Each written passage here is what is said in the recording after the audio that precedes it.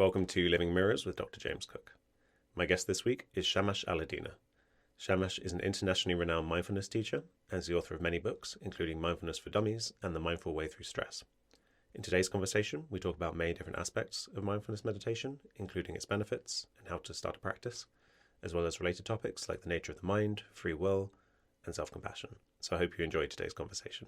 Okay, so I'm here with Shamash Alidina. Shamash, thanks for coming on the podcast. You're welcome. Great to be here. So you are a mindfulness teacher, right? And so I think a good place to start might be how you got interested in mindfulness in the first place, because you've been doing this for a long time. But yeah, how did you come to it? Yeah, so the way I got into mindfulness, my first experience of mindfulness was actually halfway through university. So I was on a trajectory of, get quite good at academic side of things, and I was studying chemical engineering at university. And I had this idea in my head that in the future I was going to be really happy and very satisfied when I get this great job and get this great relationship. And anyway, I tried the job in the summer, building some oil rig somewhere, and I absolutely hated it. Sitting in this office, and I found it really boring and frustrating. And but I was making money, so I had this idea that this money was going to make me happy. But when I spent that money, I remember that great feeling of emptiness that people may have experienced too. So I didn't know what to do. And to cut a long story short, basically I saw a poster in the Underground in London, and it had a picture of Socrates, and it was like, the unexamined life is not worth living. It was a philosophy class that they were advertising, a practical philosophy class. I thought, that sounds like the exact opposite of chemical engineering. Maybe that's what I need to do. So I went along to this class, and that was the day that I was first introduced to mindfulness, although they didn't use the word. So they talked about consciousness and awareness. And I remember they drew a triangle diagram, and at the bottom of the diagram was deep sleep, which was, they said, very low level of consciousness. And they said dream sleep, slightly higher level of consciousness. And then they said half awake, half asleep, which is basically that state of mind which I used to see people on the Underground when in the mornings, where you're awake but you're not really awake, autopilot. And then they said there's like a moment of choice, that they described it, and beyond there you could get into these higher states of consciousness. Now, I hadn't really even thought about the concept of consciousness from us being coming from a scientific materialistic thinking. But it actually made logical sense. I'm like, that's true. We have different levels of consciousness. And they said there's different exercises you can do to cultivate greater levels of awareness. And they've been practiced for thousands of years. And we're going to share one example of one. I thought, okay, fair enough. And they guided me in this 10-minute exercise, which was a life-changing moment for me. So we went through the senses. We started with the sight and looking at the colors. And then we went through the sensations in our body and smell and taste. And then it became a bit more mind-blowing, because we went to sounds, and they said, listen to the sounds. And they said, get a sense of the silence beyond the sounds. And I thought, what? Silence beyond the sounds? But I could sense that there was a silence that was underlying all sound. It was weird. And that confused me, that I could sense that. And then they said, notice your thoughts that are coming up. And the fact that you're noticing the thoughts, there's a part of you that's observing them. And so you cannot be that which you observe. So you're the observer of even your thoughts. So you're not your thoughts. And it was that was a real moment of, I don't know what you want to call it, but it was an amazing moment for me. And I was obsessed with it basically from that moment onwards. And that was when I was back at age 20. And I've been into this ever since then, teaching it in different ways ever since then. But I actually got introduced to the idea of mindfulness. I became a school teacher where all the children did meditation. So after I finished my degree, I went straight to being a science teacher in a school where children did meditation, and they were doing mindfulness, but they didn't call it that. But I first came across mindfulness when I was researching meditation on a Google Scholar. And I typed meditation, and there's all this mindfulness stuff, all these papers on mindfulness by a guy called Dr. John Kabat-Zinn. I've never heard of him. But that's when I got first introduced to that word. And then I went along to a class in London. There was like 2 or 3 classes on mindfulness happening in London at that time.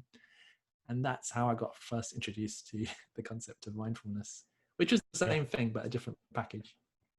Yeah, it sounds like you really hit the ground running, getting that kind of insight into the kind of observer consciousness in which everything arises, the sound between the sounds. Like, that's, for many people, I think they could practice a long time and struggle to get that recognition. But I imagine if you got that the first time, that's very incentivizing, right? Yeah, I guess you're right. Yeah, I never thought of it like that. Yeah, but you're right. It was, um, but I think there's something special about the moment when someone's first learning things like mindfulness and meditation because they're so fresh and new to it. They're so open as a beginner. You feel anything's possible. And so, if the teacher says, "Oh yeah, step into the universal consciousness," which is what you are, you're like, "Oh, okay." Yeah, there's So it that was book a little phrase, bit. It was a little Zen bit like mind, that, but beginner's I mean, mind. like, I teach a lot of mindfulness as well now, and I do find when there's a fair percentage of people they get into it, and then they do touch something special, and they get very excited about it, and they buy every single book and audio and everything they can get about mindfulness because they feel they've discovered something really magical, and they wish they'd found it earlier. Yeah. Well, there's that book, right? Zen mind, beginner's mind, which is, I think the message, right, is like in the beginner, there's lots of Exactly. potential, but in the expert, there are very few kind of, Yeah, I can't remember yeah, the exact quote. and that's right. Yeah, yeah. I think it's something like that. And it's when you think about it, it's such a great quote because we put experts on a pedestal, don't we? As if they've got the knowledge, so we need to try and look up to them and we need to learn from them. But if the person is filled with this knowledge, with these ideas, and they know that to be the truth, there's not the sense of living and learning truth. And this is something I teach because I train mindfulness teachers. And one of the things I always say is that you're not a teacher in the class teaching mindfulness. It's the whole group together is on a learning experience. And often I recall moments when I was a school teacher and I absolutely loved the class. It was when and I was learning as much as the students were. I think it was what had happened is it was one of these favorite classes of mine. I'd actually forgotten the lesson. I was teaching that lesson. I didn't know what to teach. And I had like 30 teenage boys and I had them for an hour. So I thought, I don't know what I'm going to do with them. And I opened the drawer and there was a movie of the Matrix. I'm like, okay, let's just put the Matrix on and talk about the physics of the Matrix. And that ended up being one of my favorite lessons of all time because if I hadn't planned it and we talked about the forces and the motion and the movement and they loved it and I loved it. So there's this sense of it being fresh and learning together, Yeah, that's also which an was really appropriate movie because at the start of Robert Wright's book, Why Buddhism is True, he talks about how The Matrix is considered a Dharma movie because of the idea of the kind of living in delusion and then waking up out of this state of delusion. So that seems very appropriate. ah, yeah, yeah. It's one of my favorite movies. It's brilliant. Yeah, but also the I think you point to of the role of a teacher teaching mindfulness is a kind of almost a paradoxical thing because the wisdom seems to be in allowing, right? You kind of surrendering to what's coming up, and you're giving up any sense of hierarchical control. You're letting go of the self that tries to have this top-down control. And so yeah, I mean, like circles of people like the idea of cultivating as a participant, helping people to cultivate that practice rather than being the kind of superior authority seems like a wise thing to emphasize, I guess. Exactly, and that's a really nice way of putting it. And at the moment, if you do look into mindfulness, because there's a whole bunch of research on it and there's specific programs on it, it is quite top down, and I kind of I rebel against that in a way, in the way I train teachers and the way I share it myself. Because of yes, you do need to have these programs to be able to research it and check it. But if you think that the way it's set up right now is that the Dalai Lama wouldn't be qualified to teach certain mindfulness classes or teach mindfulness in certain ways because of he doesn't have those or meet those different weird criteria that they've come up with. Um, but I like what you're saying there, whereas actually it's really special. It's a journey that people go through together. And if the teacher can have the attitude is that we're all going to learn, there's going to be amazing insights that the students are going to say, which is going to be like, Yeah, wow, I never thought of that. It's a bit like learning from a child. A child would step into a room for the first time and they might say, why? Or they may ask a certain question. You're like, oh man, that's a really good point. Or that's a really great question. I never thought of that. So that's yeah, the kind of potential I think that's possible in a mindfulness class. yeah. And that kind of framework, as you say, where the Dalai Lama wouldn't be qualified, it seems to fit with the kind of the I guess the dominant mode of society, which is a kind of jump through hoops to achieve certain things. Like as you were describing with your career path, this kind of Mm, being sold a story that maybe isn't quite true. That if you get the right qualifications and jump mm. through the right hoops and climb the hierarchy, then there's happiness at the end. Seems to be maybe a bit of an empty promise, and a bit of a practical philosophy Yeah, and seems like a that's good remedy. yeah, exactly. And that's why that's why it was so exciting for me, because of, I'd been taught this story and I was unconsciously living this story of a future happiness when my goals would be reached, starting from probably, age 9 or 10 or something, and really frustrated by it, but not knowing that there's anything different. Just that's all that's possible. So not even thinking about, I wish it was different, because it's the possibility wasn't there. It's like, having gravity. Like, oh yeah, it'd be great if there wasn't gravity. You don't even think about that, because it's just gravity everywhere all the time. So you just fully accept it as the only way of being. And suddenly in this class, they said, hang on a minute, there's some value in looking at the trees and looking at the sky and looking at the clouds. And there's a sense of well-being can come from the moment, not from a future goal that's attained. And that never even crossed my mind. So, whenever I was doing anything, I was constantly thinking, how can this be better? How can I improve? What can I do to get to my goal a little bit faster, I guess? And so that was always in the back of my mind. And so, yeah, I suppose I was caught on that rat race, I guess, until I came to that class. Yeah, so I think we're honing in, maybe getting closer and closer to a definition of mindfulness. But I think it was in your book, Mindfulness for Dummies, you had a wonderful definition of it. I think it was something to do with it being like a love of life in the present moment. Can you, flesh out maybe how you think about what mindfulness is? Yeah, well, it's a bit of a funny story in itself, in that when I got this contract to write this book, Mindfulness for Dummies, I thought I was very nervous actually, but I thought, okay, the first paragraph will be easy, the definition of mindfulness. So so I thought, well, let me just look at what this book says. And they said something, and let me look at what that book says. Ended up looking at literally 30 or 40 books of mindfulness. They all had a different definition. And so I had to think, okay, how can I bring what everyone's saying together? And one thing that they all said, it was about cultivating a present moment awareness. So that was definitely part of the definition. So I put that in there. And then the other side of it, it was always about bringing certain attitudes. So it wasn't just the being present. Quite often people would refer to the fact, like, you could be like a sniper or a murderer or something. You could be very mindful as you're about to do an unkind act. And that doesn't feel, you wouldn't say, oh, that was a very mindful murder. You wouldn't say that was something that doesn't feel right about that. So it needed to have this, and in a sense, and we could talk about this, it was taken out from all sorts of different traditions, but quite often from Buddhist traditions, mindfulness. And mindfulness was part of a whole realm of moral values that also need to be adhered to, not just being present. And kindness and compassion is an important one. So I kind of looked at what are the key values that or attitudes that need to be brought together with it. And it was kindness, curiosity, acceptance. And then what I also added in, because quite often in mindfulness, they leave it out, is that sense of being the transcendent self or the observer self. So going beyond the thoughts and emotions. But I think what you referred to in my book is, I also call it mindfulness. I like to call it kindfulness or heartfulness. And that's because in Eastern traditions, the word for mind and heart, or the thoughts and emotions, they kind of go together. And when you look at the kind of ancient character for mindfulness, I think it's both Chinese and Japanese characters.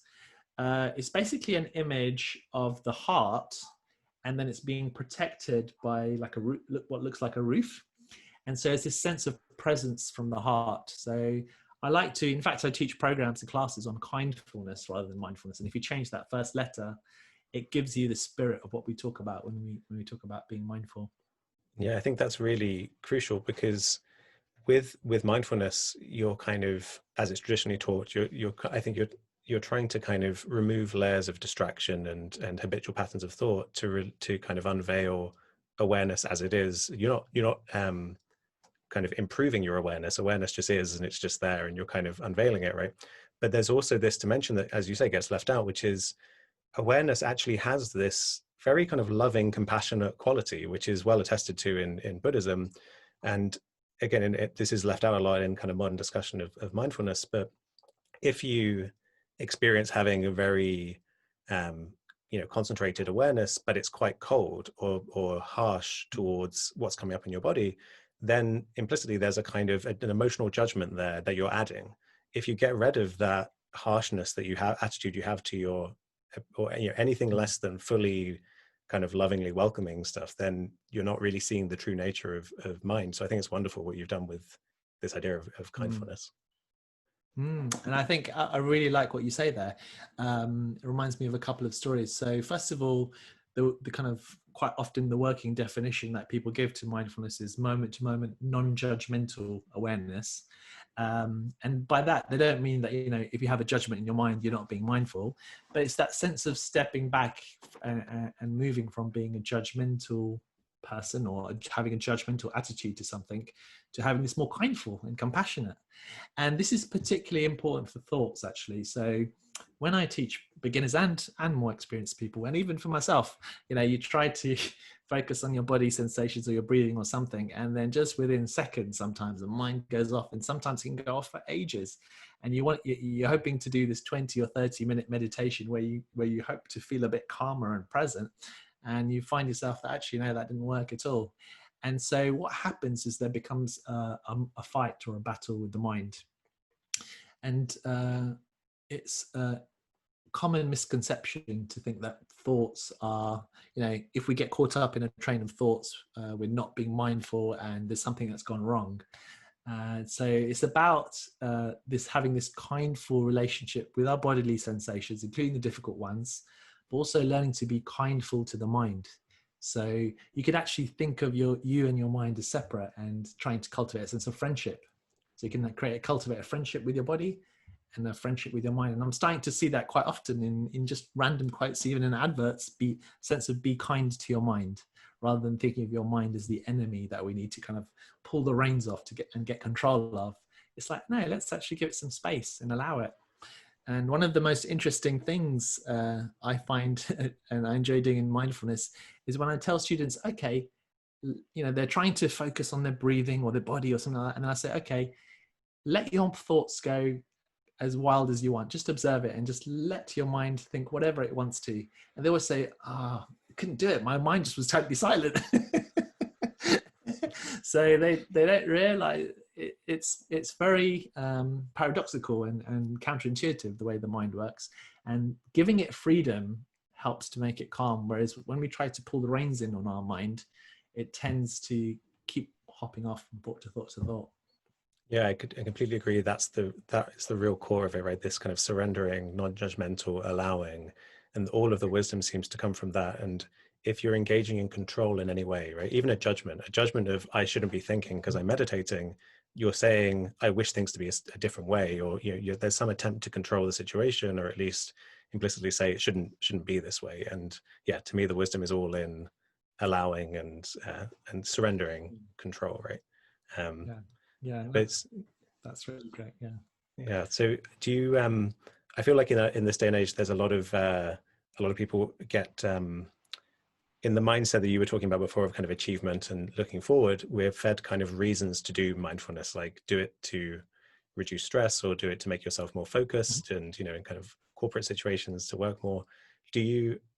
I don't think we should fully sacrifice talking about reasons to do things, but do you have a thoughts on if someone doesn't meditate or doesn't cultivate mindfulness, why they might want to consider doing it? Yeah, I mean, I could just start with myself personally. It's actually taken me many years to get into a consistent habit of practicing mindfulness and meditation. So I did it for a while, and I'm the kind of person who find it very hard to stick to and cultivate a habit consistently over a long time. So I did it for a while and practice in the mornings, and then I'd have a headache one day. I wouldn't feel like it, so I wouldn't do it, and then I wouldn't do it the other day, and then the days could end up being weeks and months. And then what happens is that the pain of not doing it becomes greater than the pleasure of actually doing the practice. And the pain for me is just this sense of uh, irritability. Actually, small things irritate me. My level of gratitude goes down. I get frustrated more easily with the world. I get annoyed more easily. My sleep wouldn't be as good. I wouldn't have as much energy as I normally would. Um, Yes, it feels like it's a bit like when you're trying to drive a car and the tires are flat and everything's really rough and you're just shaking. I just thought of that analogy, and everything's shaking. And I guess this is actually quite a good one. I never thought of it. It's a bit like pumping the tires up every day. In fact, my tires are a bit flat at the moment. It's probably what I'm thinking of it. It's a bit like pumping up the tires every day, and things seem to go smoother. That's the way it's worked for me personally. And I'll talk about how I've managed to make it into a habit later, perhaps.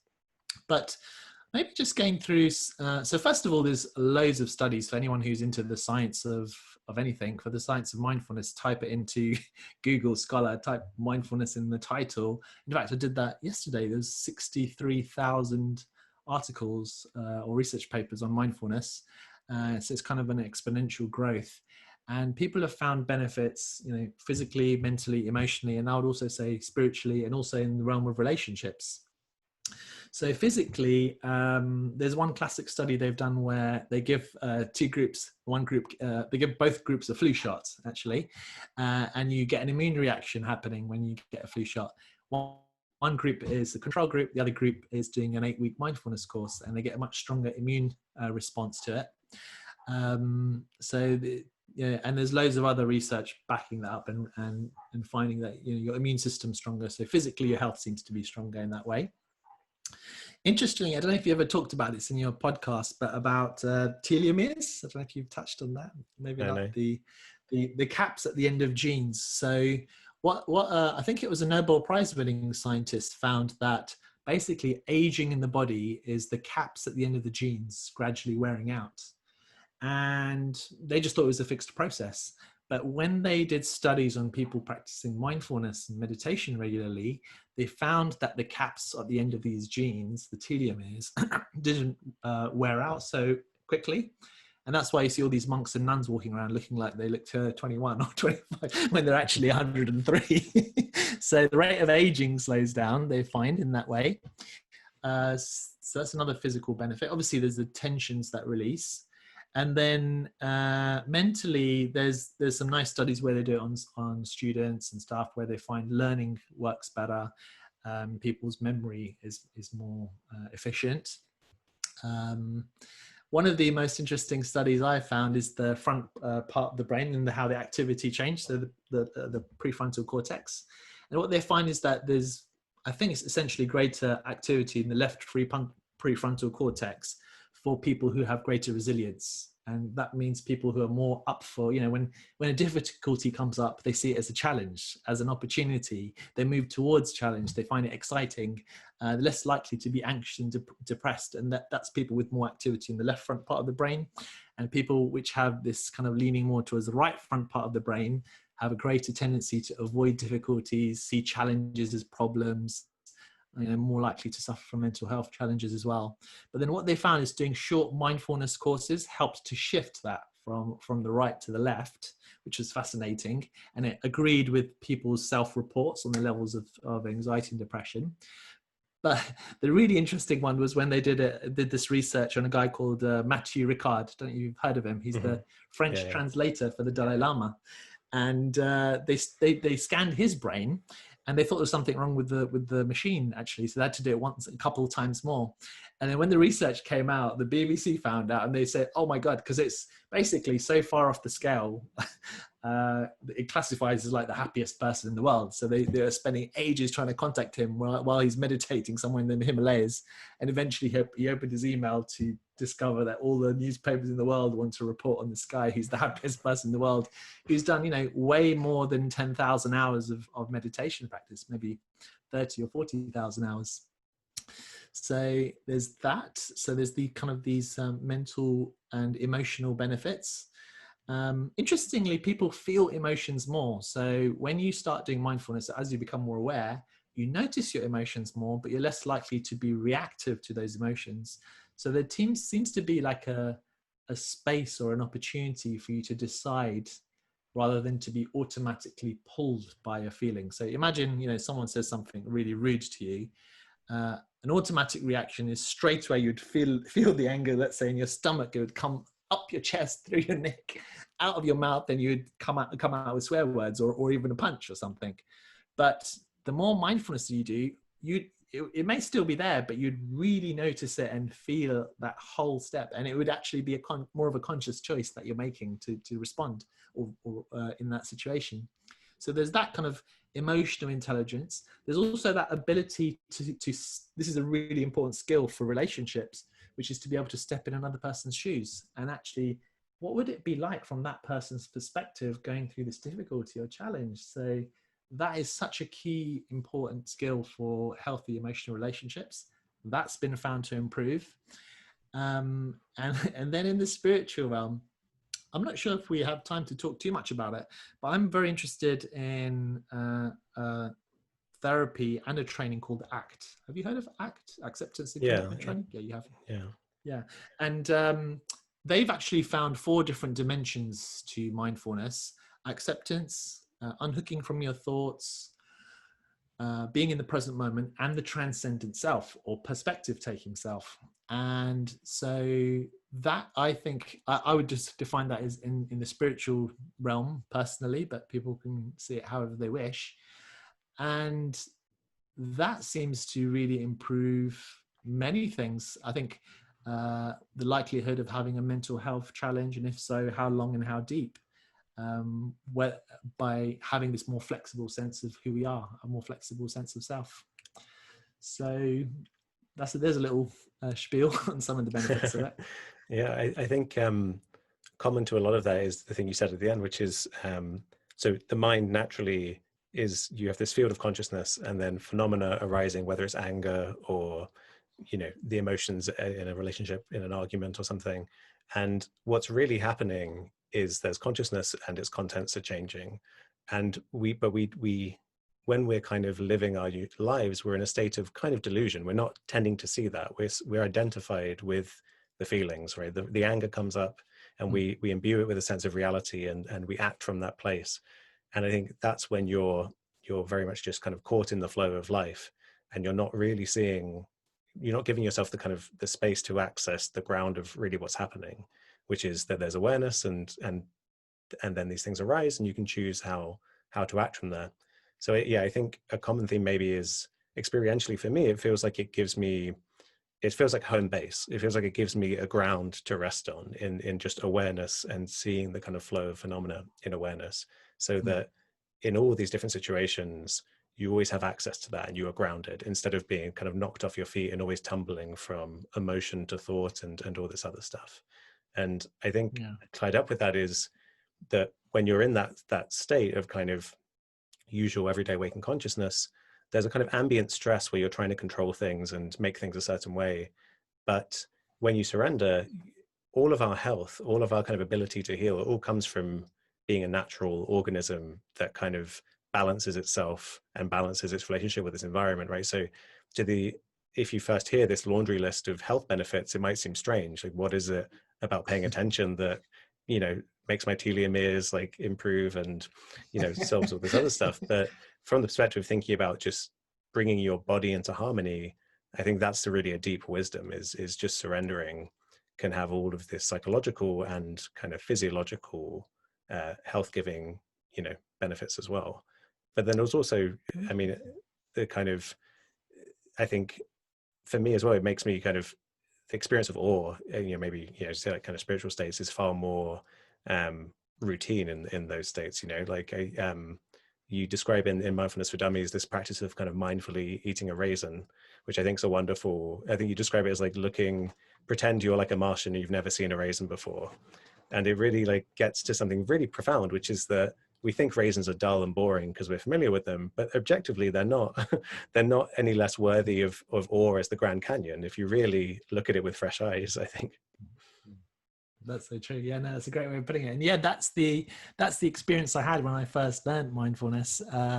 It was, first of all, it's the awe of actually seeing the world in a different way, and then just, you know, connecting with the sky or the tree or a raisin. It's interesting, this raising exercise, for anyone who hasn't done it.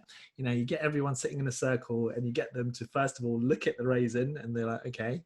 And then they would hold it up and they would get them to rotate it and then listen to it. And they're, oh, that's weird. I can actually hear something there. Some people say, oh, it's saying eat me. And then you'd like smell it, and then you'd notice that actually as I smell it, it's reminding me of all these memories of what my grandma said this when I was eating my raisins. And then eventually you slowly get them to eat it. And it's, for a lot of people, it's a really wow experience, because just taking by just taking a few minutes to eat a raisin, the flavor, it's not, because we think we taste in the mouth, but the mouth is just a physical location, right? It's actually the flavors in consciousness. So if you close your eyes and you actually taste is everywhere. It fills your conscious awareness, that container. If you want to call it a container, it's everywhere. Where is taste? It's everywhere. So it's an incredible experience. And some people say, oh my God, I don't think I need to eat anything else for dinner. I feel like I've really eaten. And I remember one lady, she said she'd been eating the same cereal for like 10 years. And then she went home in the morning the next day, ate her cereal, and she just found it disgustingly sweet. And she was complaining because it took her 2 weeks to find a new cereal that she could eat every morning. I'm like, no, that's actually a good thing. So yeah, I like that. I mean, yes, there's the sense of, I love what you say about surrender, as surrender being almost like a core element of mindfulness, because we're not in the state of surrender normally. We're in the state of being caught up or attached, as the Buddha would say, attached to whatever is the content of that consciousness. And by practicing mindfulness or meditation, whatever you want, you're learning and you're practicing stepping back into that container. And then there's the awe element too. I think there was something else I was going to say. It'll come back to me later. But yeah, no, I really like your insights on that. Yeah, I think also for me, it reminded me of, I was on a 10-day Goenka style Vipassana meditation retreat, and we would have lunch facing the wall in this like lovely hut. It's all kind of wood paneled. And it was on about the 4th day or something. I was just kind of eating my porridge, and I looked up at the wood, and it was just, I thought, wow, this is the most beautiful, like intricate kind of psychedelic pattern wood I've ever seen in my life. Like they've clearly chosen this because we have so little stimulation. They've clearly thought we'll invest in some fancy wood to make it kind of, entertaining. And I was looking at it for a while, and I was like, what is it that's so different about this wood to normal wood? And I was trying to remember what normal wood looked like, and I was like, wait a minute, this is normal wood. This is what wood always looks like. But right now I'm just in this state where I'm paying attention. It's just like I'm seeing this infinite landscape of variation.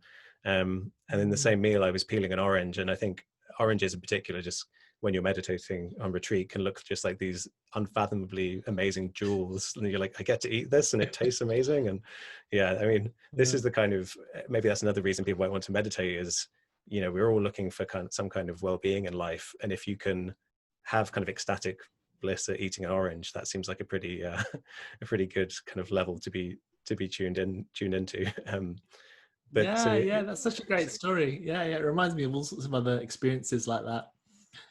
It reminds me of one monk, actually. He shared the story of how he was doing walking meditation. He was doing it for hours, and so he was walking very, very slowly. So this is another way of cultivating mindfulness on a retreat, and just slowly feeling his feet on the floor.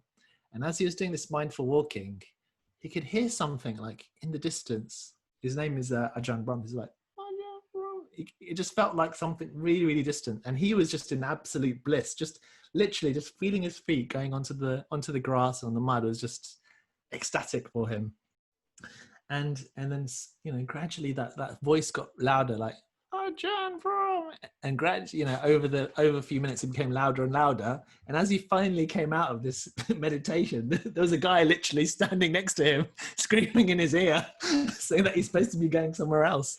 And these are the kind of states that we can get into, actually, which is amazing. And I think if it's possible for everyone, or as many people as possible, to at least have a period of time when they go off, it doesn't have to be a 10-day silent, but a certain amount of period of time, which is almost like a sensory deprivation, isn't it? Like you're literally looking at a wall eating porridge. There's almost no stimulus there.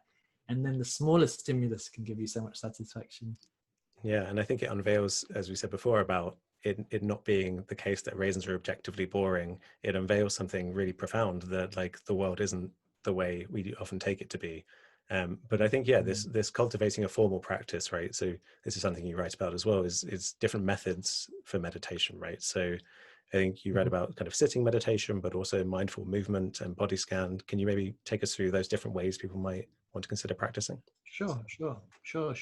So I'm teaching mindfulness from the tradition of a research-based course initially, which is called MBSR, Mindfulness-Based Stress Reduction, or there's a couple of offshoots of that as well. And the meditation they often start with is simply called the mindful body scan. And that involves either sitting, but quite often lying down on your back. And then the teacher would guide you right from the tips of your toes, just feeling all the different sensations in your body all the way to the top of your head. And that can take literally 45 minutes to do that. And it's a bit like, you're orange or you're looking at the wall. It's a very slow process. And you think, what would I get out of feeling the sensations of my body? But just somebody was telling me yesterday how much they enjoy that experience and what a pleasure it is to do that, because our attention is always so often up in our head to get it down into our body, and there's lots of intuition that you can kind of tap into through that as well. So that's the body scan meditation. And although I said it takes 30 to 45 minutes, you can do it in a few moments. You can just turn into the sensations in your body, feel your feet or your head, start wherever you wish, and just gently scan through the sensations in your body. And you're stepping out from wherever your mind would habitually go into something different. This is a body scan. Now, the sitting meditation, it's often called a sitting meditation, but actually it doesn't have to be even in the sitting posture. It can be lying down. So nowadays I call it the expanding awareness meditation. And that often starts by feeling the sensations of your breath, which is often used as an anchor in mindfulness, then expanding to feel the sensations in your body, then expanding out to listening, so noticing the sounds around you, and then just how you listen to sounds as an external experience. You turn that inwards and you listen to your thoughts as if you're just listening to external sounds. And then you may kind of tune into your emotions. And then quite often, and this is a nice practice, is at the end of that sitting meditation or expanding awareness, they call it choiceless awareness. And that word choiceless awareness, I think it comes from Jiddu Krishnamurti. Originally, he'd kind of coined that term in his teachings. But it's just this idea, which I guess you may have talked about in the past with your podcast, of letting go of the idea of choice or choosing or decision making, and then just dropping into awareness, I guess, and letting whatever arise into awareness and cultivating a mindfulness of that. So that's a fun one. That's a bit of a mind-blowing one for some people. And then the third one is mindful movements. And traditionally, in Buddhist traditions, it's been mindful walking, where rather than walking at a normal speed, it's much, much slower. It's often 5 or 10 times slower. And literally you go through the different steps. So lifting your foot, moving your foot forward, placing your foot, and then feeling the shift in weight from your left foot to your right foot, and then doing it with the other leg. And people sometimes forget how to walk and go that slowly and start struggling to balance and stuff. And I need to warn people, like, maybe be near a wall or something if you're going to walk slowly, because it's our unconscious mind that's walking most of the time. So our unconscious mind knows how to do it, but our conscious mind hasn't got a clue. And so, literally people almost fall over trying to walk consciously. But it really it's a wonderful practice, and it doesn't have to be done so slowly. It can be done at a normal pace or just 10% off your normal walking pace. And it's a meditation. So you can cultivate mindful awareness just as beautifully through the walking as you do through anything else. And you can, feel the sensations in your feet or your legs, or notice your surroundings.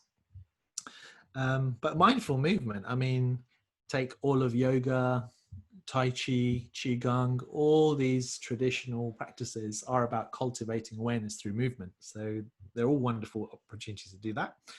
And then the fourth one is something that was kind of invented, I think it was around the year 2000. It's a short exercise called the breathing space meditation. It's just a 3-minute exercise.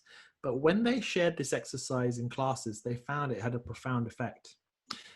So mindfulness was being offered in medical situations for people who had chronic pain or had clinical depression and anxiety. And what they found is that the thing that was driving that was getting into an automatic pilot mode of mind, and the sense of spiral, like, oh no, I'm going to get more depressed, fighting with it, and then getting worse and worse and worse, and getting into this negative downward spiral. But when they taught this 3-minute breathing space, they call it, which is basically, it's just feeling your body, noticing your thoughts and emotions, feeling your breathing, and just taking a little bit of a step back from that autopilot mode. People were they felt that they were able to do it. And it's almost like nipping it in the bud before this spiral of negativity just goes on and on and on. So that's often a part of these mindful kind of courses too, and that's almost considered a formal practice, but it's almost like a bridge between stopping and doing mindfulness activity and just living in the mindful way. So yeah, Yeah, that's that the the thing formal you mentioned practice. of the body scan, the retreat I already mentioned was this body scan Vipassana technique. And I remember at the start of the retreat, I could easily scan my body several times in a minute, leading to kind of potentially hundreds over the course of an hour meditation.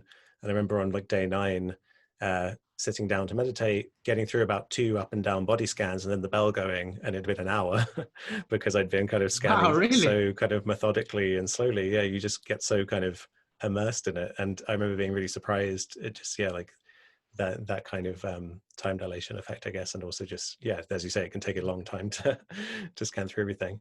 But so the thing you mentioned of the choiceless awareness, to me, this seems kind of synonymous with the kind of observer self, or this kind of transcendent self, in the sense, or at least related, or maybe a practice that would allow you to access this. So for me, before I even kind of, I guess, read up about meditation, I was practicing effectively this, so kind of dropping into kind of choiceless awareness, which I see as a very profound state to be in. I see it as the kind of the clear seeing of the way your mind genuinely is. So there's consciousness and things arising in it, and it's ultimately kind of peaceful, and you don't have to identify with any of the contents.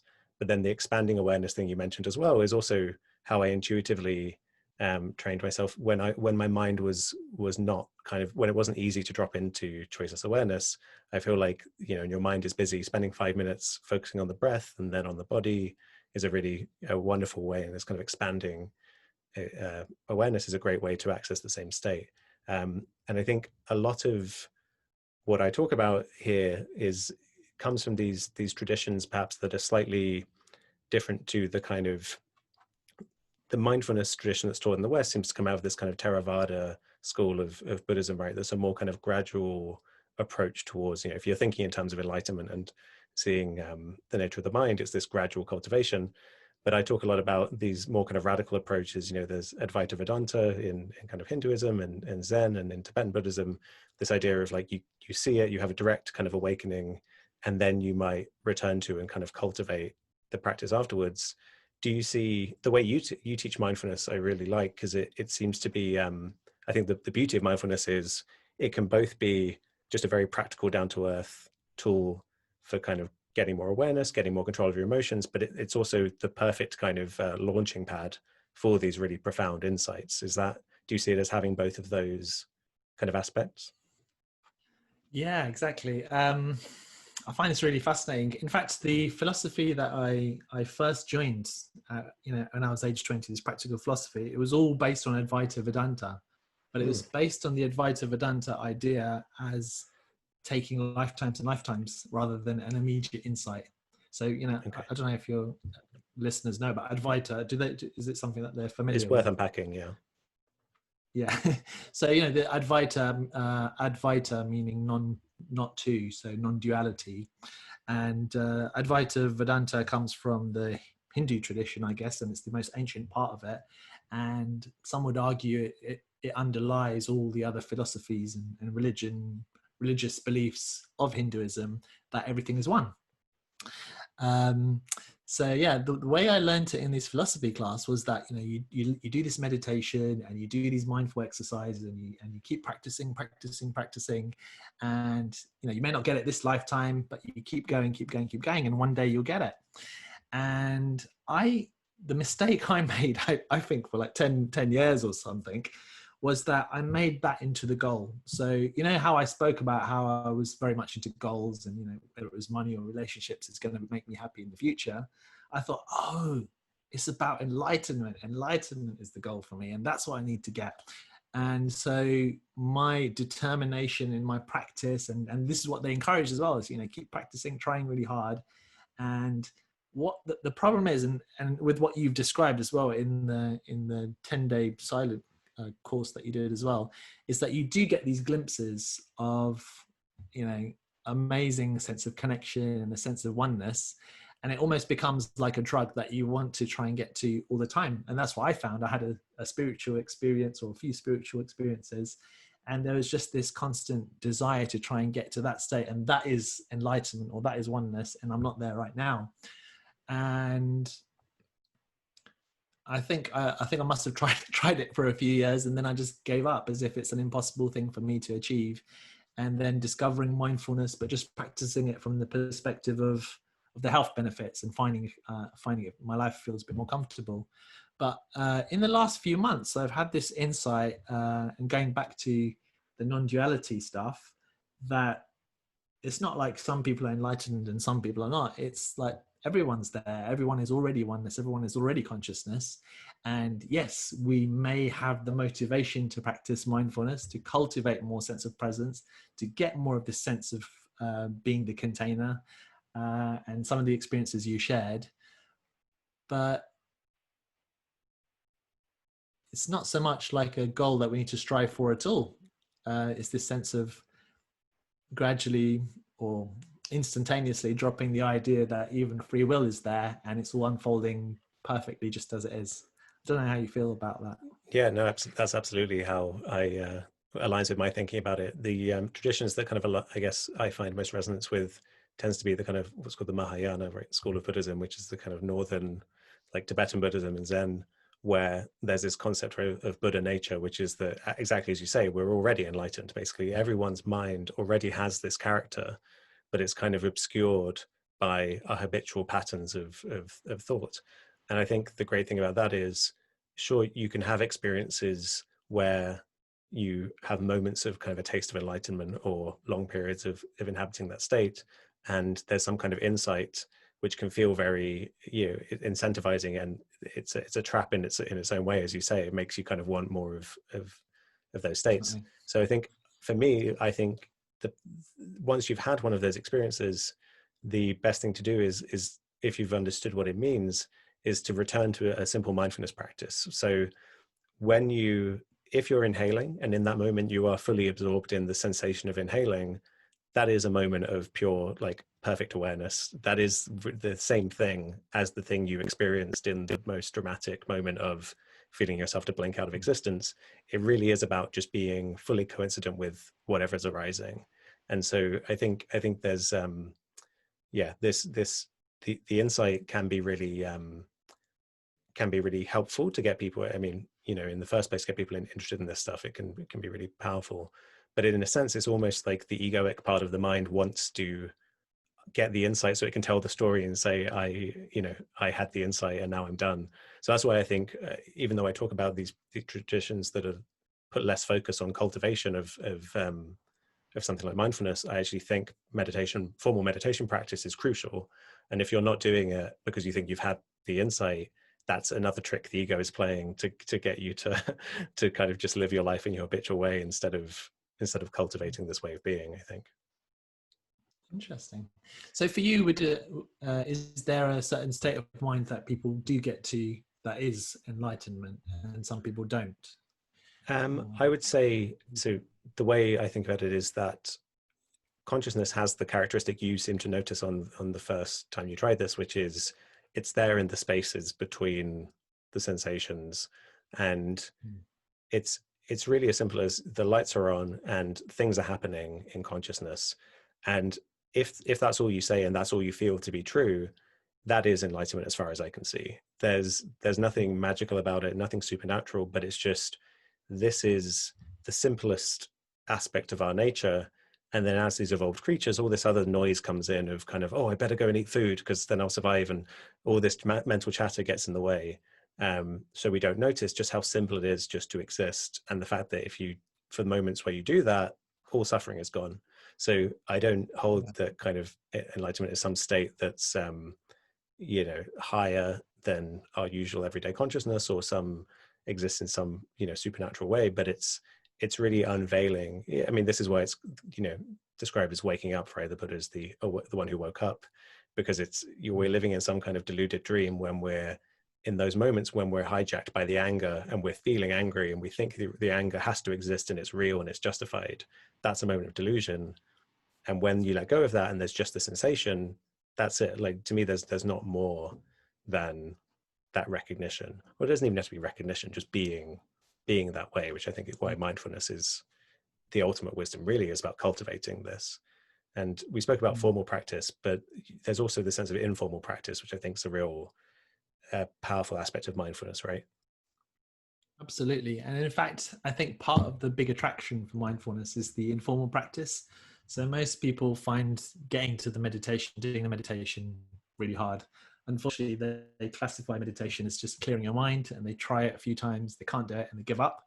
But they also discover that mindfulness is also about being in the here and now. So it's about cultivating mindfulness. As you know, you're listening to this podcast, you know, your mind would go off and think about something else. And you're like, no, I've decided to listen to this podcast, so let me bring my attention gently and kindly back to it.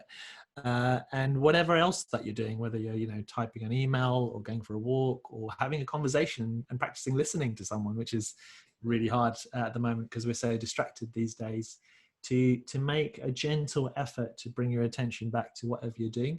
So you're just doing that thing in itself. That's what the informal practice is. And the formal and informal together, they work so beautifully. So as you practice more formal mindful meditations, you're more likely to be present in your everyday life. And the more present you are in your everyday life, you're more likely to be able to be present in your meditations. So they work together really beautifully. Yeah. Do you have any kind of tips or kind of behavioral hacks as to how people can start to practice both a formal practice and this kind of informal noticing mindfulness? Yeah.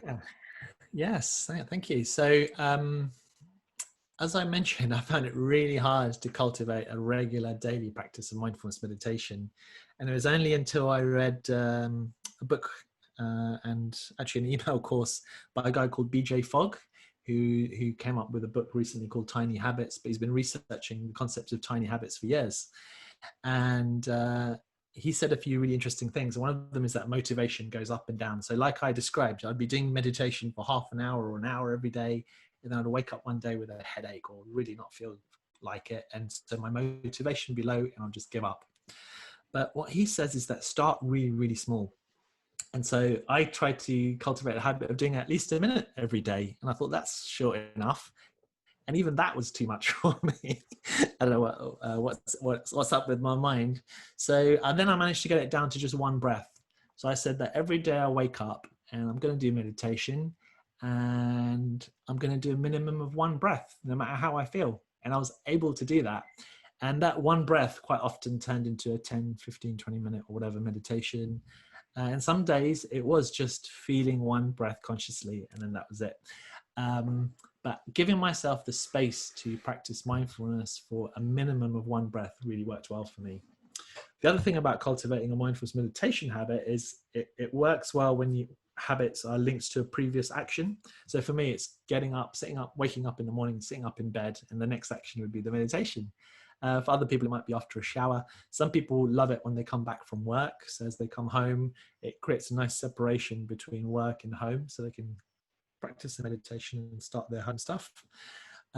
So finding the right slot for you, it could be, you know, on your journey to work, if you take a train or a bus or something. It could be in your car once you arrive at a car park or something. You find that space, and to practice for whatever the minimum amount of time is good for you. You can also use guided meditations. They're very widely available either on YouTube, or you can buy them, or they come with books and stuff. Using one of those can be really good. And the other tip I would say is what I learned from this scientist, BJ Fogg, is that habits get wired up and you practice them if there's a pleasant experience linked to it. So, you know, people talk about it takes 21 days to create a habit. Well, it doesn't if you're eating chocolate every day. You eat it once or twice and it's very easily a habit because it's very pleasurable. Whereas going to the gym, you could do it for a whole year and then the next day you don't go and the habit's gone. So it's not so much about the number of days, but if you can make it a pleasant experience. So, you know, allow yourself to get really cozy in your favorite chair, sit comfortably. If you need to lean to the back of the chair, that's okay. I would say bring a sense of kindfulness to your practice. Don't force yourself too much. Do a little every day. And if you don't manage it, you know, that's to be expected, and then start again the next day. So having this attitude of compassion towards yourself helps to cultivate that habit. So that's in terms of the formal meditations, and try ones that work for you. So you try body scan or the sitting or the other ones. I'm doing this kind of course I'm calling it a challenge at the moment, but every day I guide a different meditation, and there's a whole group of people that are enjoying that because there's a creativity to it. They don't know what meditation will be next in the next morning, so that can help people. So that's one. And in terms of the everyday mindfulness, one great tip is that if you slow down whatever activity you're doing, mindfulness gets automatically generated. So mindfulness, we think that we're doing it. We think of it as a concentration. We haven't had time to talk about this, but we think of it as something we have to force our attention to. But like you beautifully say, it's a practice of surrendering. When you surrender, the consciousness pours in. And when you do anything a bit more slowly, like I described with the walking, you walk at half your normal speed, automatically you start feeling all those different sensations. So you can do that if you have time. Just pick one activity. It could be eating a meal and just eat it with your other hands to your normal hand that you would eat it, and eat it a little bit slower. You will start to notice things that you've never noticed before, which has loads of benefits. The other great tip is, if you can, just take a pause of 3 breaths between activities. So like after this podcast, I could stop and I could just take 3 mindful breaths where I really feel the sensations. Because if we go from activity to activity, we kind of bounce from action to action, and then we're more likely to get into this automatic pilot mode, which is kind of the opposite of mindfulness. So anything to stop and be clear, this is the end of an activity, I'm taking a few breaths or feeling my body or whatever, and now I'm doing my next action. That can help to bring kind of infuse the day with mindfulness. I'm just thinking of any others. And then yes, so some people use this. They use random bells. So there's quite a few apps that do this, or you can have it on your computer, where there's a bell that kind of goes off at a random time or once an hour, and that could be a reminder. It could be a bell of mindfulness for you. And then you can start connecting any bells that you hear with mindfulness. If someone rings the bell, or your phone, your text message can be, a gong from a meditation class or something. So when you hear that sound, that could be a trigger to remind you to, okay, let me just bring a little bit more consciousness to my body or my breathing or my thoughts. So there's a few ideas. Yeah, I think the idea of the kind of self-compassion came through very strongly when you were saying about, like, even just the willingness to allow yourself the bar of only doing one breath. I feel like a lot of people carry a kind of a condition to have a lack of self-compassion that is just there implicitly when someone wouldn't let themselves do that because they think, oh no, that's not enough, I need to do 10 minutes or nothing. There's intrinsically a kind of like quite a harsh judgment about oneself. If you say I'm not good enough if I can only do one breath, you're really investing in a story of that's quite hostile to yourself, unnecessarily, and I think cultivating mindfulness is a really it goes against maybe our evolved nature, and so I think starting with one breath is an absolutely wonderful way to start. There's a mindfulness teacher, wonderful teacher called Ruth King, who has this 5x5 approach, where she says if you do 5 minutes every day, 5 days a week for 5 weeks, by the end of that you've cultivated a practice, which I think is really useful. And yeah, if you can't do 5, do 1, and if you can't do 1, do a single breath. But even in the preliminary practice of trying to cultivate some level of self-compassion, I think would really set you up well, right? So you kind of touched on earlier that there can be this, if you're not aware of the necessity for self-compassion, you can get this feeling that the ego, your sense of self, is the enemy, and you're supposed to destroy it or obliterate it. And if it's present, then something's wrong. And that's a misunderstanding, right? I would say you should be befriending every aspect of your mind. Yeah. I mean, what we talked about earlier about being kind to your mind, you could, be kind to your ego. Like the mind is thoughts. Like, when people say, I'm going to make ego my enemy, or I'm going to fight my ego, I always think, like, who's going to be fighting this ego? That is just Yeah. another ego, right? The I that's fighting the ego is the ego. So it's kind of like chasing a tail. So it just really, really doesn't work.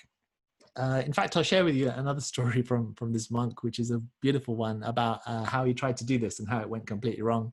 And that is, this was a young monk, and he was keen, like I was at the beginning. I want to get this enlightenment stuff. I'm going to get into this deep meditation. And he found this beautiful cave, and this cave was right next to this tea plantation, and he was originally from England, and the only traffic problem they had was just one van coming into the village once a week. So it's very quiet, the villagers didn't disturb him at all, and he got into these beautiful meditation states like you were, but instead of looking at the wood, he was looking at the cave wall. And so he was getting in these wonderful meditation states. But then after a few weeks, I guess his ego came in and he started thinking, I wonder what that girlfriend's up to, or I wonder if she's still available, those kind of unmonkish thoughts. And so just like you described, and as many people do, thought is the enemy or ego is the enemy, started fighting that thought. And it just got stronger and stronger and stronger. And after weeks of frustration, he didn't know what to do. He looked at a Buddha statue and says, "What should I do?" And the response came back, which is make a deal with your mind. He said, "Okay, that's a good idea. So mind, we're going to meditate, but from 3 to 4 p.m. you can think of whatever you want." And so the next day he was excited. He thought the mind might cooperate, but actually still he had all these thoughts. He was fighting. So it comes to 3 p.m. He thought, okay, I give up. I'll stick to the deal. Okay, think of whatever you want. And he'd said he didn't think of a single thought for the whole hour. He felt every single breath for the full hour. So this idea, which is so universal, to fight our minds or fight our egos or even fight our judgmental self or fight our self-critical self. This can happen with self-compassion. People say, okay, I need to cultivate self-compassion. I need to get rid of the self-critical side. And so they beat themselves up when the self-critical mind comes up. So it's kind of, we just have to make peace and be kind with whatever comes up, whatever arises in consciousness. Yeah, I think the ego really is nothing but the struggle, nothing but the attempt to control. So when he was trying to control it, then that's what brings it into existence, right? And then as soon as you let go of the control, then it's not there anymore. So I think, the idea of formal practice as not as punishment for your ego, but as a kind of a nice, gentle kind of way to go like, okay, have a little rest. Think about whatever you want to think, but we're not using you to solve problems. If you want to try and solve problems, you can, but then you'll probably get bored of that, and then you might think it's quite nice to not constantly have your mind racing. So I think that's a really profound thing, and it seems to relate back to this concept of acceptance, as you were talking about with acceptance and commitment therapy, and also you touched on the idea of seeing free will to not be what we think it is. I think this concept of free will can often be this kind of part of the anxious ego that kind of wants to control the world, and instead, if you just see things are arising, and the wise thing to do would be to accept them. That seems to be a real core of wisdom in this approach, right? Absolutely. In fact, when they first used to talk about mindfulness-based approaches, they called them acceptance-based approaches. And there was mindfulness-based cognitive therapy, and there's dialectic behavior therapy, and the third one was acceptance and commitment therapy. And these are, I call them therapies, but they're almost like trainings as well. Whether you have a challenge or not, they're helpful. Acceptance is really at the core of it.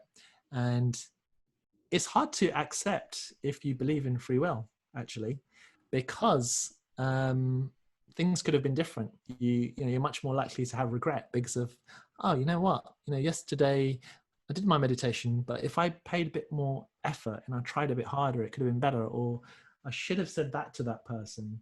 And then, your therapist or someone would say, learn to accept it and allow it. You're like, yeah, okay, but I definitely could have done better. But if we have the insight that actually all these choices and decisions are being made, are coming to me, just like everything's arising in consciousness, including choices and decisions, then the challenge of acceptance isn't so difficult. And the other thing that really helps acceptance is the transcendent self. If you believe yourself not to be the individual ego making choices and decisions and fighting through the world, trying to survive, and seeing yourself as actually I'm the sky, and everything that's coming up are the different clouds that come and go. And all sorts of different clouds can come, all sorts of different weather can arise, and that's okay. That's much easier to cultivate an acceptance. So I've been trying to teach acceptance and cultivate acceptance for years, and self-compassion. And it was only until the insight fortunately came that free will actually is a big illusion, that it became the acceptance came with that quite naturally. Yeah, I think they're naturally two sides of the same coin. The realization that you couldn't have done differently leads you to feel compassionate about the way the dominoes fell, and you think, oh well, how unfortunate for me that's the way it unfolded. But like, I'm not going to beat myself up about it because that was the way it went. And I think there's Yeah.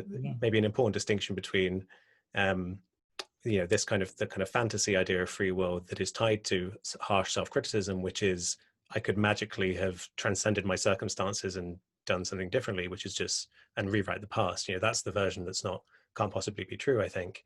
But we do have a capacity to choose and to act in a way that's aligned with causes and our preferences. So you can absolutely learn from your experience from a place of compassion and notice, oh, I would prefer next time a similar situation arises to take this course of action.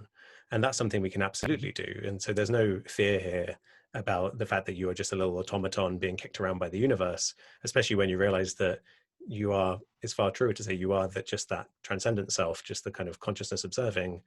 And then from that perspective, you have compassion for yourself, but also for others, right? And I'm sure this relates to the acceptance and commitment therapy. You see everyone's just being thrust into certain situations without kind of willing Exactly. It it to has be that such way. Exactly. It just has such a huge impact on relationships massively. As you say, the compassion, first of all, it's much easier to cultivate self-compassion because of, as you say, you look to the past and say, actually, I couldn't have really done things differently because of those circumstances and situations. So I can accept that for myself and I can be compassionate to myself rather than beat myself up about the choices that were made. But then also, I remember recently having a conversation with someone, and that person was saying things that are not very pleasant. Let's say he was saying that I had a very big ego and I'd done this wrong and I'd done that wrong. And I just kind of agreed, because if I just saw this person, like the thoughts were coming up to their head and they saw it from that situation, and maybe I do have a big ego in that situation or for that circumstance. And it really it was like bursting a balloon in it, and it helped actually cultivate a much better relationship after that. So I think it can have such a great positive benefit when, first of all, remembering the transcendent self is what I am, what you are, what everyone is. So everyone, it's not like this person's good, this person's evil, and putting them into boxes, but actually everyone's coming from a place of good, if you want to call it that.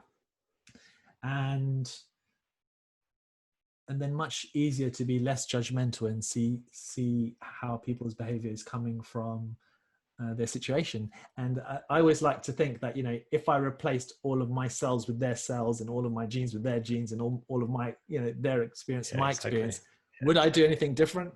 Absolutely not.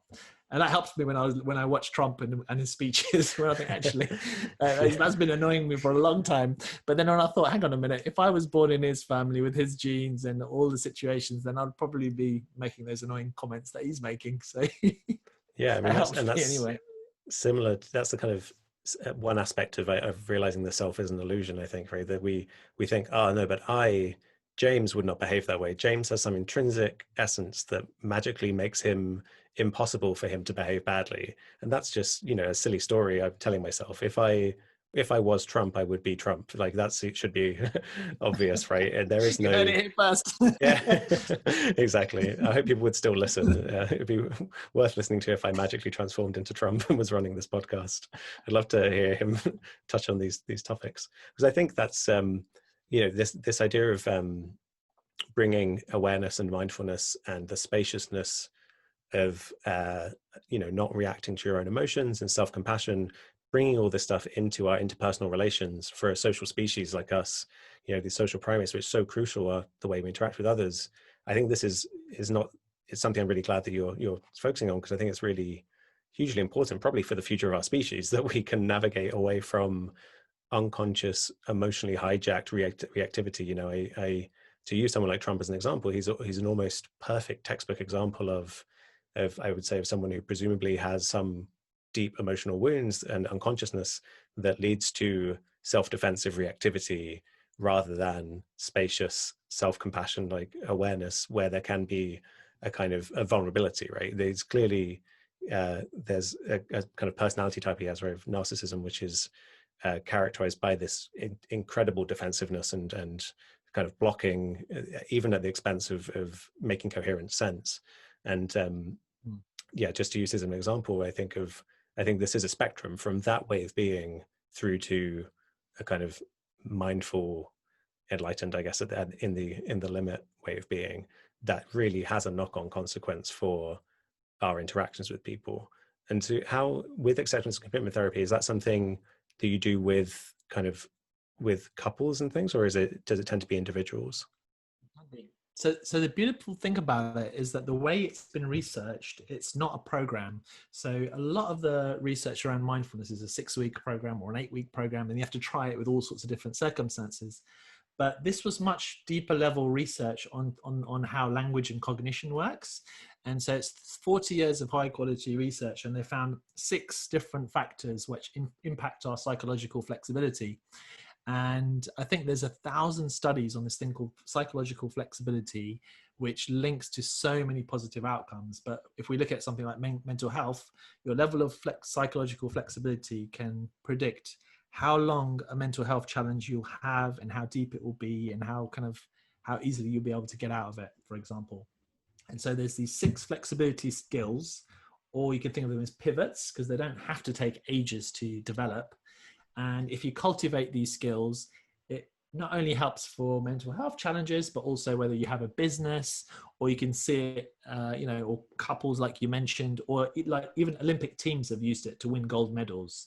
So they're universal principles that help the mind to work wherever the mind goes, and the mind goes everywhere where we go. So yeah, and the 6 principles I've kind of used the acronym ACTION. So A is acceptance, C is cognitive diffusion. So it's the ability to unhook from our thoughts. And there's all sorts of very creative strategies they've come up with and tested really well. So we mentioned the I'm not good enough. And this is a universal, I find, for people. There's a thought that underlies a lot of our negative thinking, which is I'm not good enough, and I could have done better. And so one cognitive diffusion technique would be to sing that to the tune of Happy Birthday. I'm not good enough. I'm not good enough. And what happens is that, first of all, people smile or laugh, but also you're actually changing the tone and the voice and the programming of that sentence, because it is just a set of sounds in the mind. We've added meaning to it, and it's having an impact. And I did that. I remember doing that in the early days when I discovered it. And now the idea I'm not good enough, it just doesn't have any emotional tone to it at all. It doesn't really have an impact on me at all. But there's hundreds of these kind of exercises for that, for cognitive diffusion. T stands for the transcendent self. We've talked about that a lot. I stands for being in the moment. We've talked about that a lot. Then the O is opening up to your values. So it's about having a sense of clarity. What's really important to you? What do you really value? So I'm guessing you value, good quality conversations and consciousness and awareness and research and truth. So, and if you do that in your work, or you spend time cultivating those values in the actions you do, that's really healthy for this flexibility. And so the final N of action, N stands for navigating towards this meaningful life through taking action.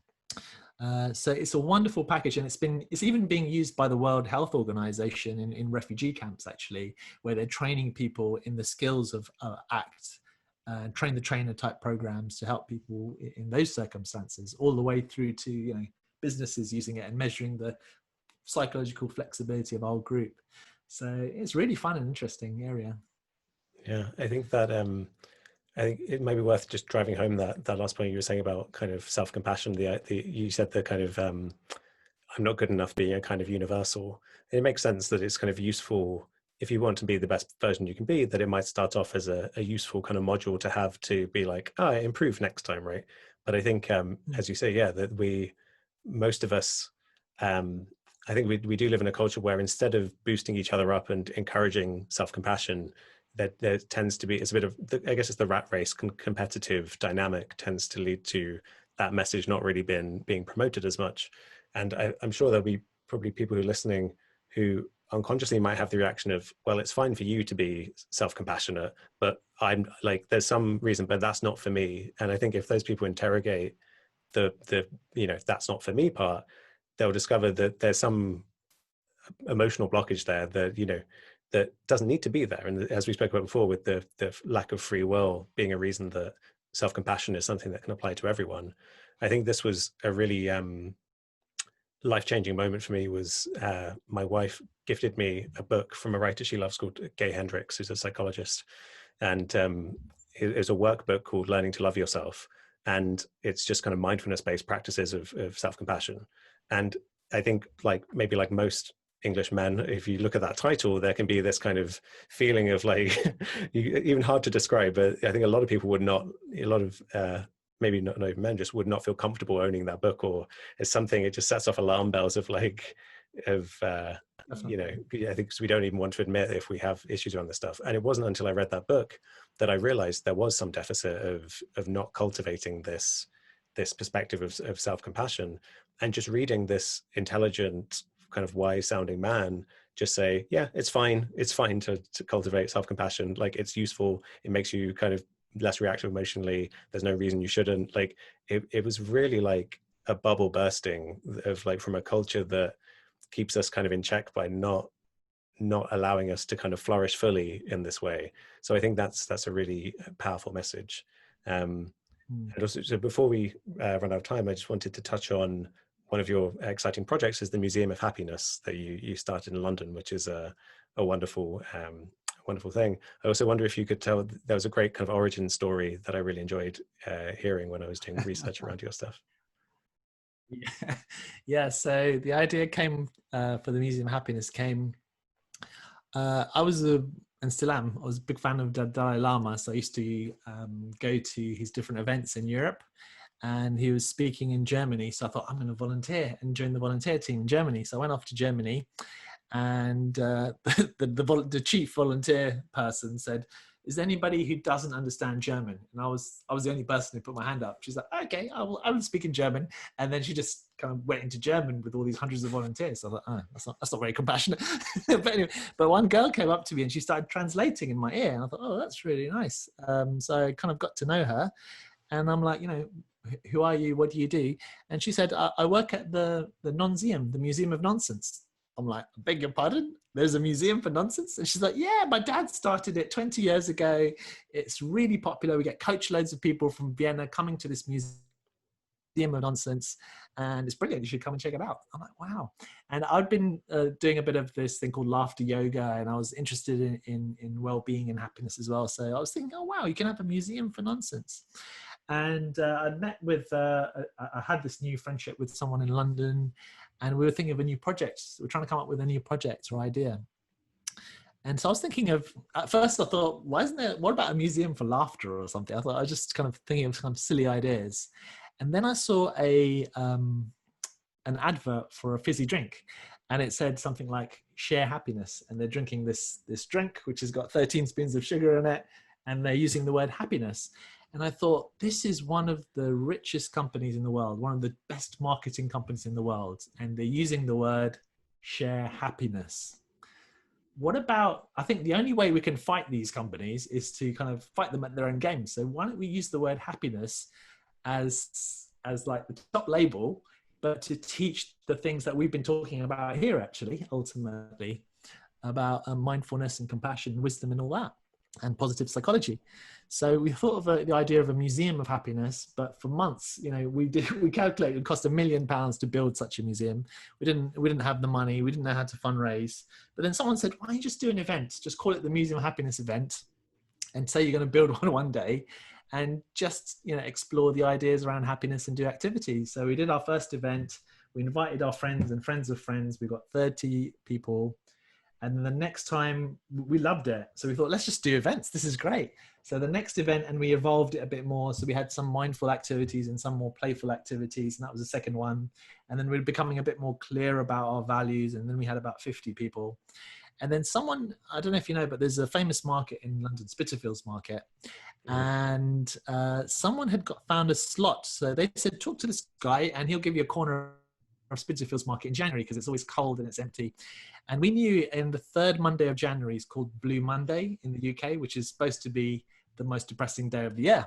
So we thought, oh, why don't we do our Museum of Happiness on what people call the most depressing day of the year? So that was our idea. And so I remember making the Facebook event and linked it to Eventbrite, and I just called the event the world's first pop-up Museum of Happiness, free.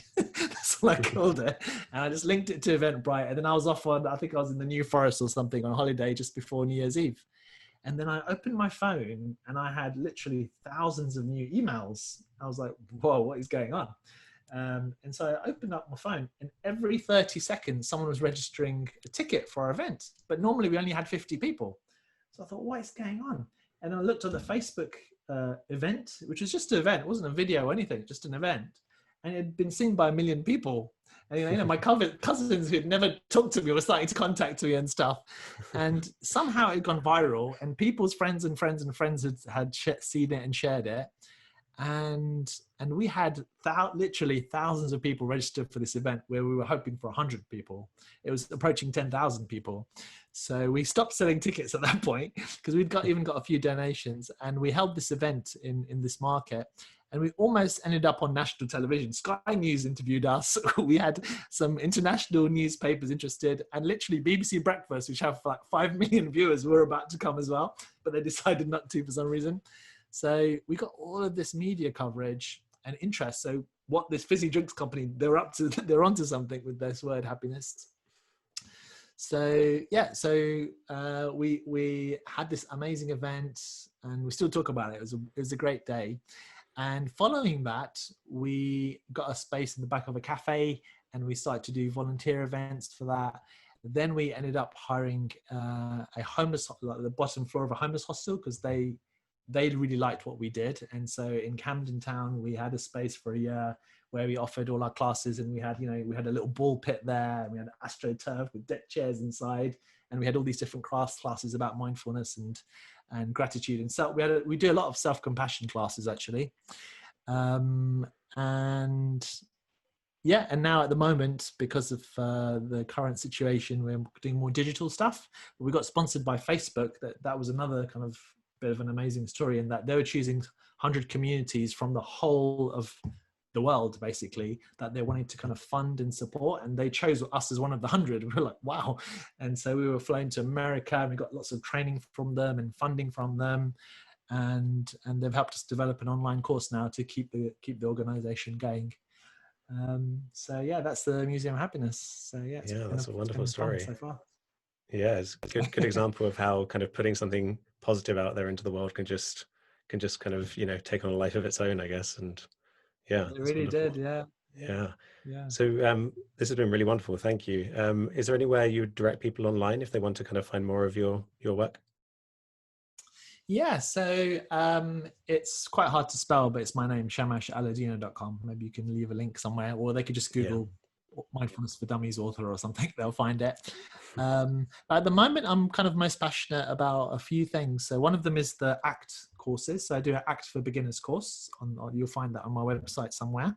It's like a 5-week course, which I love teaching. I've taught that a few times now. And I love kind of talking about the transcendent self element in that in particular. The other thing is that I started this 30-day meditation challenge, whereas every morning I guide people in a meditation. And I managed to do it every single day since the 1st of July. So I'm quite pleased so far. And so I'm hoping to do that as like a monthly gathering of people in the mornings. We get about 50 or so people on Zoom, and I just guide a meditation. And it's the community element that seems to be really nice because it's live. So if anyone's interested in that, they could get in touch. And the main thing I do is train mindfulness teachers. I've been doing that since 2013. So also get in touch with me if you want to be a mindfulness teacher. And we wrote our first book together as a community. Actually, it's called Mindfulness for Challenging Times. And every 26 of the different mindfulness teachers, they wrote a chapter each, and that was really fun to do a community book. And so we're working on our second one now, where they're sharing their stories of how mindfulness changed their lives. So yeah, there's a few things there I'd like to share. That's great. Yeah, the other day I was actually looking up some blogs of the kind of most highly recommended online training courses for mindfulness instructors, and your website popped up on one of these as a recommended one. So I definitely, if you're interested in becoming a mindfulness teacher, check out Shamash's website. Well, this has been wonderful. Thanks so much. Thank you, James. What a great conversation and wonderful questions. Really appreciate what you're doing. Yeah, thank you.